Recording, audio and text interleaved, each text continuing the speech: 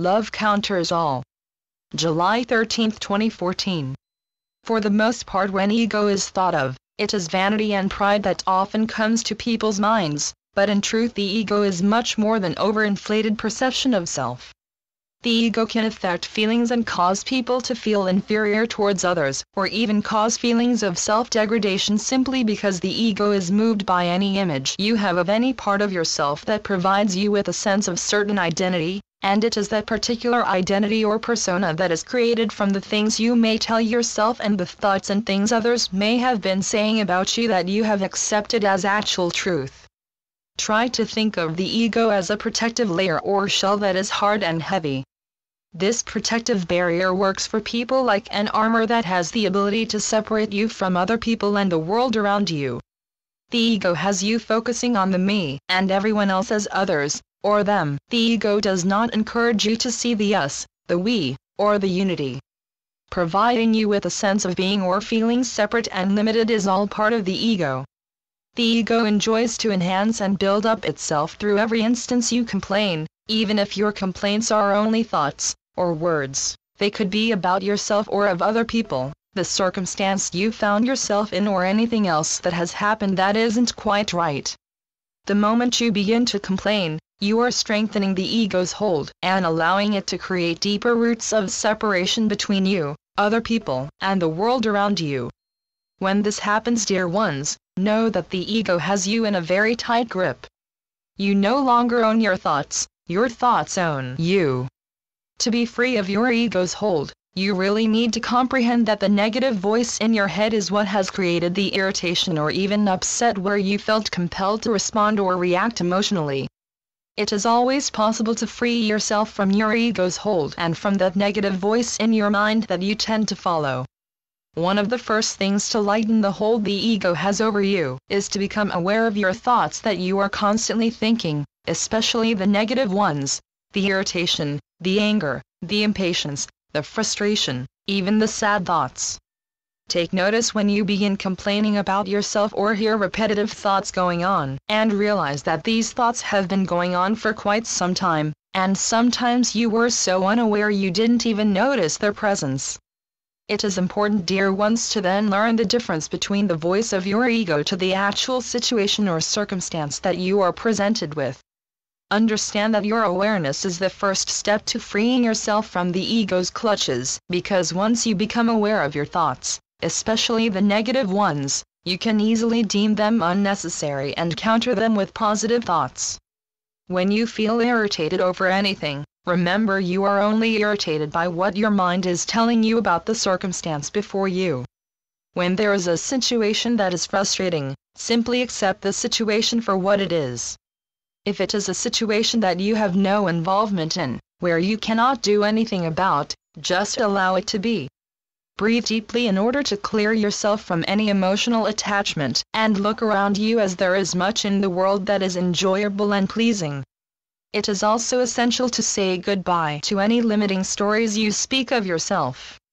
Pessimistic thoughts are bad enough on their own, but when you respond optimistic over something devastating that has happened, for example of being happy you got fired, that kind of happiness is false and untrue. There is no negative feeling surrounding pure happiness, as happiness is a state of joy that comes from love. Holding on to false, made-up happiness prevents real happiness from entering. It keeps you stuck wherever you are in the situation you just dealt with. Instead, what you could do is see the reality of the situation without judgment or criticism. If you lost your job, now is a perfect time to look for a new one. What we also encourage, dear ones, is for you to bring in your awareness, make it work for you. When you are able to discern the difference of the actual reality before you from the nagging ego's voice in your head, then you are truly awakening into your true and authentic self. Sometimes this moment comes through in a flash that quickly fans out, and sometimes it comes through tentatively, as if it's testing the waters. You see, there is still the possibility that you'll lose yourself to the ego's hold again at the next outburst of emotions and emotional attachments to situations, things, and people. But gradually, with trust, faith, and enough love, you gain awareness and any abnormal thoughts begin to dissolve. It will always be a measured, steady pace kind of transition that will bring in your awareness. You see, dear ones, the ego doesn't like change and it doesn't want to. It will provide you with many reasons why you shouldn't change, therefore it is up to you to make your new positive changes stick, not giving your ego a chance to dominate your thoughts. The challenge to overcome your ego will eventually become more aligned from within with the current present moment.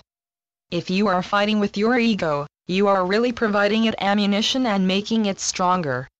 As soon as you declare you are at war with your ego and you wish to kill it, you make it an enemy. At any time you recognize you are feeling heavily negative, where you find the day to be dreadful and miserable just because it's gray and raining, or that you are unhappy about something that is going on in your life, realize these feelings, these emotions come from habit. The moment something isn't pleasing, your mind defaults to unconscious negativity.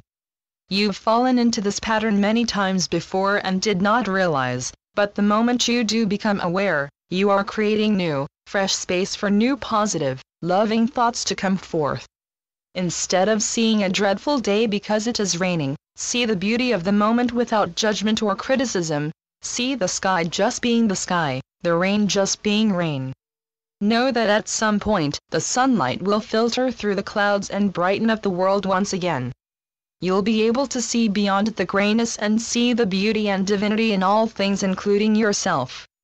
The more you are able to see the divine beauty in all things around you, the more free you become of your ego, the less hold it has over you. You become free to find pleasure and joy in what you were at one time rejecting. Don't let your ego control you. It is you that has the power to bring its control to an end.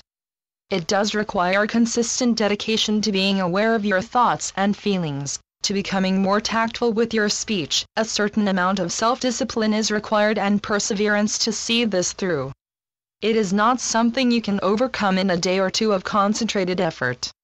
It is something that will require consistent effort each day until you are in complete control of your thoughts and emotions, and at peace with your total self and the world around you. The ego provides you with a variety of learning material, and all is there to better yourself with, to bring balance into your life where there was once chaos and unsettlement of thought and presence. Remember, dear ones, this is your life, your journey. If you want it to go a certain direction, you must then take control and devise a plan that will take you there, a plan that is filled with love for yourself, for the people you may encounter along the way, and for the direction itself. Love is the prevailing power and presence of anything negative. Bring yourself to a place of loving thought and actions, and your ego will not stand a chance.